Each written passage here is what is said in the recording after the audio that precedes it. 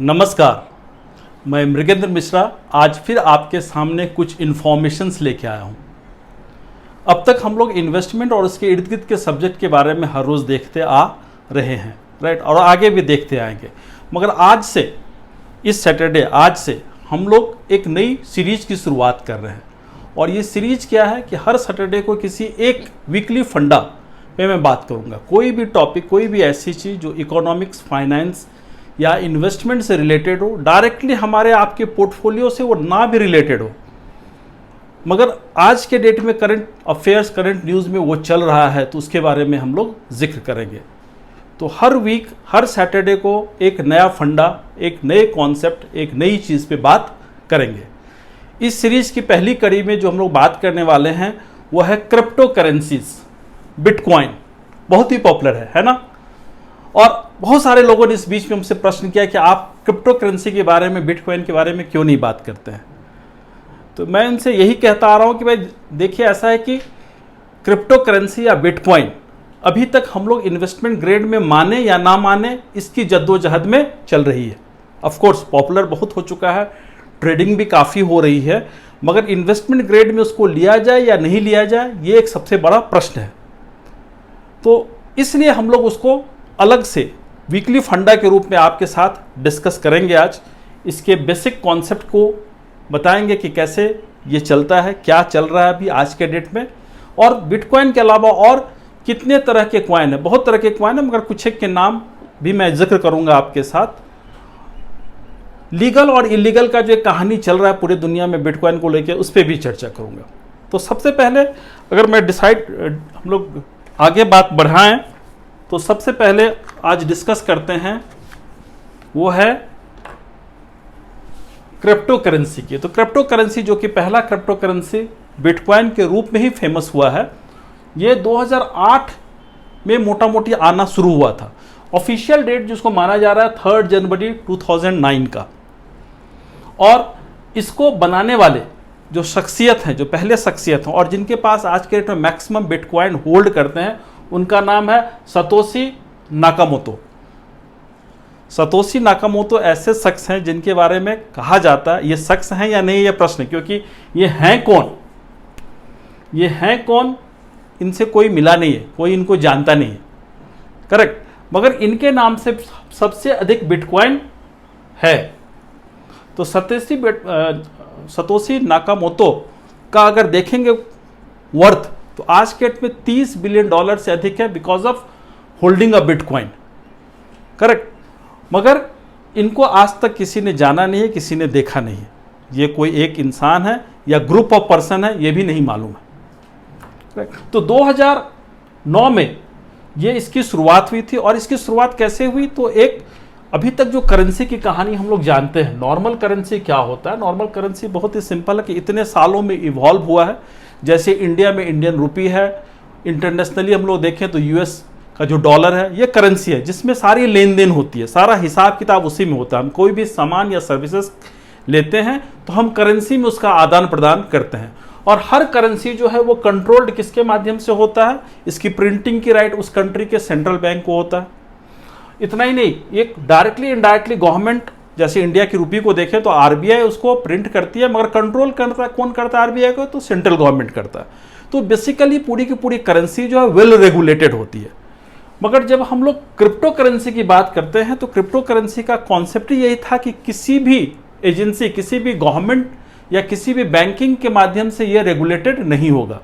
और ये purely virtual currency है। वर्चुअल करेंसी का मतलब ये हुआ कि इसकी जो बनावट है, ये ब्लॉकचेन टेक्नोलॉजी, जो कि एडवांस टेक्नोलॉजी मानी जाती है, उस टेक्नोलॉजी के तहत इसका उत्पादन हुआ या हो रहा है आज भी।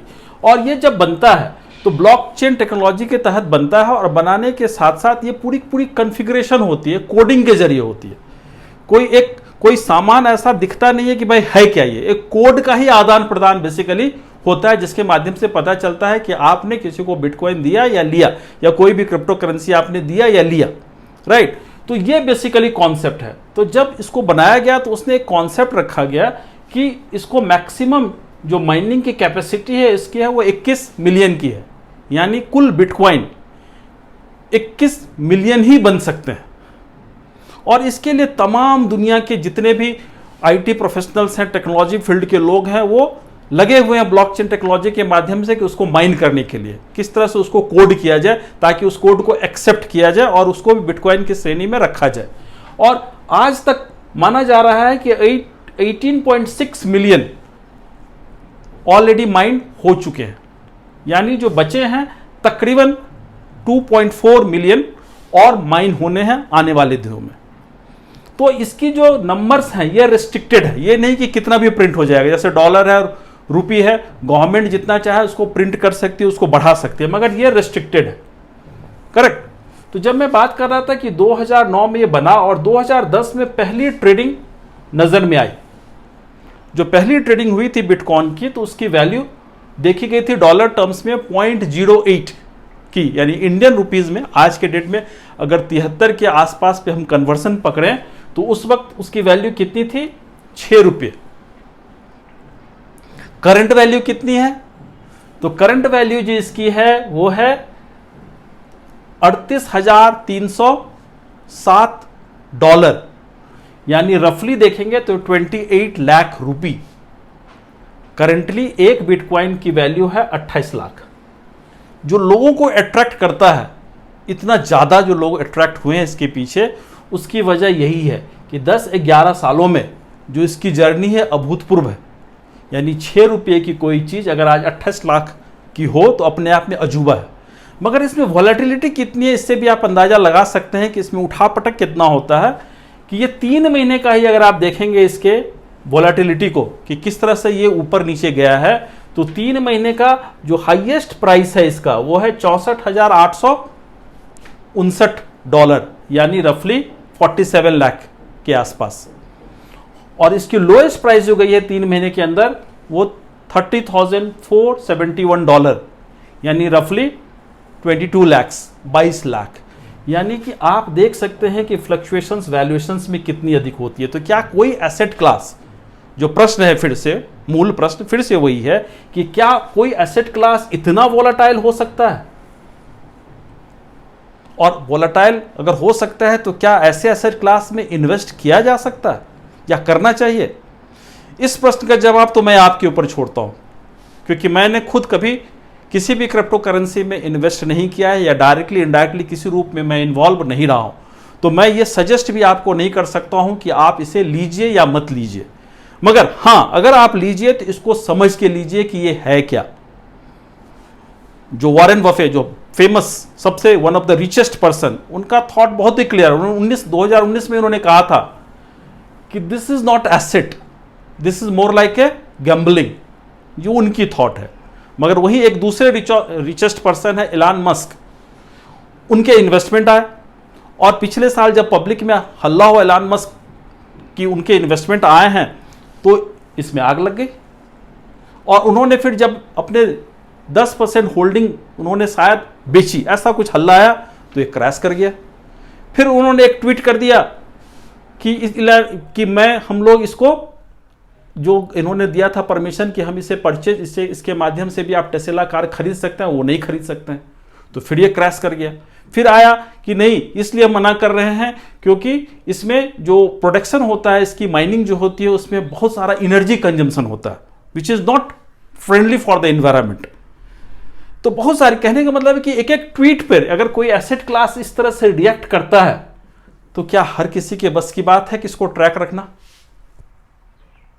और इतना ही नहीं, बिटकॉइन ही नहीं, बिटकॉइन के कारण और भी बहुत सारे, जिसमें कुछ के नाम मैंने लिखे हैं, जैसे इथेरियम, लाइटकॉइन, रिपल, डॉगकॉइन, बहुत सारे कॉइन्स और आ गए हैं जो सिमिलर पैटर्न पे काम करते हैं मोर और लेस, और उसमें भी वोलेटिलिटी ऐसे ही रहती है। तो ये सारे के सारे क्रिप्टो करेंसी में इन्वेस्ट करें कि ना करें, ये एक बहुत बड़ा प्रश्न है। ट्रेडिंग करें कि ना करें, यह आपका चॉइस है। क्योंकि हम लोग जब भी इन्वेस्टमेंट की बात करते हैं तो हम लोग बात करते हैं यही 3-4 पैरामीटर्स पे। सबसे पहले सेफ्टी। तो क्या सेफ्टी है या नहीं है, इसकी हिस्ट्री को देखते हुए आप खुद जज कर सकते हैं कि इसमें कितनी सेफ्टी है, कितनी वोलेटाइल। क्योंकि अभी भी वेल रेगुलेटेड नहीं है, अभी भी ये चल ही रहा है डिबेट कि लीगल है कि इलीगल। कुछ कंट्रीज कभी लीगल बोलती है, कभी कुछ कंट्री इलीगल बोलती है। इंडिया बहुत ही कॉशियस अप्रोच लेके चल रहा है। कुछ दिन पहले उन्होंने एक सर्कुलर दे दिया था कि भाई बिटकॉइन के बारे में हम लोग इसको रखें या ना रखें, इस पर विचार करने की जरूरत है। अभी फिर एक सर्कुलर दे दिया कि बैंक को कह रहा है कि अगर आप इसको रखते हैं तो देखिए मेरे पुराने सर्कुलर को विड्रॉ कर ले रहा हूं मैं, मगर आप प्रॉपरली ड्यू डिलिजेंस करके कीजिए। यानी उनको भी वो वेट एंड वॉच की स्थिति में है कि देखें तो ये होता क्या है, किस रूप में जाता है। अभी एक और बातें चल रही है कि क्रिप्टो करेंसी के ही तर्ज पे क्या कोई और करेंसी गवर्नमेंट भी सिमिलर रूप से डेवलप कर सकती है क्रॉस ग्लोब, क्योंकि कॉन्सेप्ट तो बहुत प्यारा है कि कोई भी रेगुलेशन नहीं होगा, कोई भी इस तरह की परेशानी नहीं होगी, कोई भी रियल करेंसी एक्सचेंज नहीं होगा, सब कुछ वर्चुअल होगा, कोई इंटरफ्रेंस नहीं होगा, पूरी दुनिया के लिए सिंगल करेंसी हो जाए। तो कॉन्सेप्ट बहुत ही प्यारी है, मगर प्रैक्टिकल ये कितना है, इससे एसोसिएट जो प्रॉब्लम्स हैं उसको कौन देखेगा, कि इसके मिसयूजेस, कि जितने भी टेरर फंडिंग्स हैं, मनी लॉन्ड्रिंग है, उसमें अगर इसके यूजेस शुरू हो जाए तो क्या होगा। रिटर्न फेनोमेनन है, बहुत अधिक है, आगे देगा ये नहीं देगा ये पता नहीं। अब तक जो हुआ है, क्रिएट किया है इसने, जबरदस्त क्रिएट किया, मगर फिर भी क्या आगे करना चाहिए नहीं करना चाहिए, मैं आपके ऊपर छोड़ता हूं। फिर ये सारी जानकारी देके आपके ऊपर छोड़ता हूं कि सेफ्टी की प्रॉब्लम को समझ लीजिए, वेल रेगुलेटेड अभी भी नहीं है। सेकंड प्रॉब्लम इसमें और भी है कि बिटकॉइन के नाम पे, क्योंकि आप एक बिटकॉइन खरीदने के लिए आज भी इंडिया में 28 लाख रुपीस लगते हैं, मगर आप एक बिटकॉइन नहीं खरीदते तो फ्रैक्शन ऑफ बिटकॉइन आप लेते हैं और किसी थर्ड पार्टी के माध्यम से आप लेते हैं, तो वो कितना रियल है ये जानने की जरूरत है। वो जो आप उसके साथ जो भी आप ट्रेड कर रहे हैं वो ट्रेड सही है या जो एक्सचेंजेज हैं वो कौन रेगुलेट कर रहा है, ये भी क्लियरिटी अभी भी नहीं है। तो ये सारी जानकारियों के कारण सेफ्टी एक बहुत बड़ा प्रश्न है। वोलेटिलिटी तो इसका स्वभाव है ही, मगर सेफ्टी भी एक प्रश्न है। और रिटर्न ऑन इन्वेस्टमेंट तो निश्चित रूप से अभी तक बहुत हाई आया है, तो देख के किसी को भी अट्रैक्ट करता है और इसलिए इतने क्वेश्चंस भी इसके ऊपर आते हैं, इतने सारे लोग इसके बारे में जानना भी चाहते हैं। खास कि यंगस्टर्स तो इसके पीछे पागल हुए हैं कि भाई क्यों नहीं बिटकॉइन में इन्वेस्ट करें, क्योंकि उनको दिखता है यार 6 रुपये की चीज़ अगर 25-30 लाख हो सकती है तो क्यों ना एक जो अभी जैसे मैंने दिखाया कि डॉग पॉइंट जिसका प्राइस अभी वही 30-40 रुपया है, तो लोग पूछते हैं क्या ये भी चला जाएगा $100 की, ये चला जाएगा $1000, कोई नहीं जानता।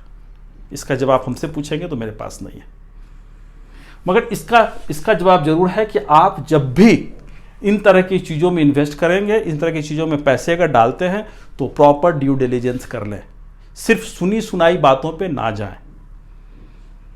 और सेकेंडली इससे रिलेटेड जो रिस्क हैं, जो वोलेटिलिटी रिस्क हैं उसको भी समझ लें, जो रेगुलेटरी रिस्क हैं, जो कंट्री रिस्क हैं, जो इलीगल का बैटल है, ये सारी चीज़ों को समझ लें तभी पैसे डालें। तो मेरा प्रश्न आज मैं यही आप लोग के सामने छोड़ के जा रहा हूं, मैं कुछ जवाब नहीं दे रहा हूं, आपसे उल्टा प्रश्न कर रहा हूं। आज ये प्रश्न छोड़ के जा रहा हूं आपके ऊपर कि आप डिसाइड कर लें कि ये एसेट है या गैम्बलिंग है, और अगर आप इसको एसेट माने तो उस हिसाब से ड्यू डिलिजेंस करें, आगे बढ़े। गैम्बलिंग मानते हैं तब तो मौज मस्ती करें, पैसा डूब भी गया तो कोई प्रॉब्लम नहीं, कुछ मिल गया तो अच्छी बात। तो it all depends on your choice.